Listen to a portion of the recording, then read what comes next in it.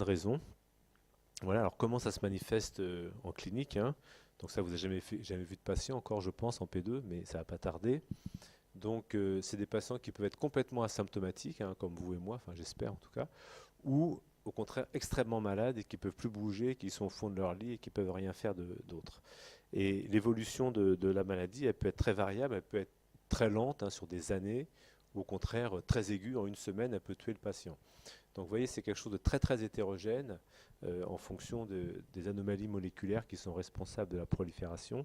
Ça peut être très agressif ou ça peut être au contraire très indolent. Et ça se manifeste par un syndrome qu'on appelle tumoral, hein, c'est-à-dire là où ça prolifère, eh bien, en fonction de l'endroit où ça va proliférer, il y aura des manifestations cliniques qui vont être variables, hein. Par exemple, si c'est une prolifération qui se fait autour d'un ganglion qui est dans le médiastin, ici au niveau du thorax, hein, ça peut comprimer la trachée ou empêcher les poumons de s'expandre normalement, ou si c'est un ganglion qui est dans le tube digestif, ça peut comprimer l'intestin et entraîner une occlusion, et si c'est dans le cerveau, ben, ça peut entraîner des troubles neurologiques qui sont importants, qui peuvent aller jusqu'au coma du patient. Donc, en fonction de l'organe qui est atteint, eh bien, vous aurez une compression locale avec des manifestations qui seront variables en fonction du patient.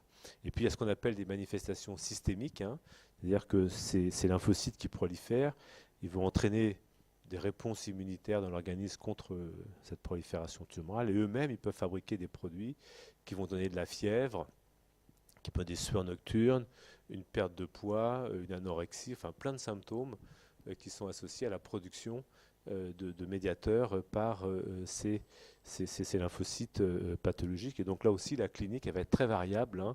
C'est des patients qui peuvent se présenter n'importe où, dans n'importe quelle spécialité, en fonction de l'organe qui va être atteint et en fonction des signes généraux qu'on dit systémiques qui vont présenter.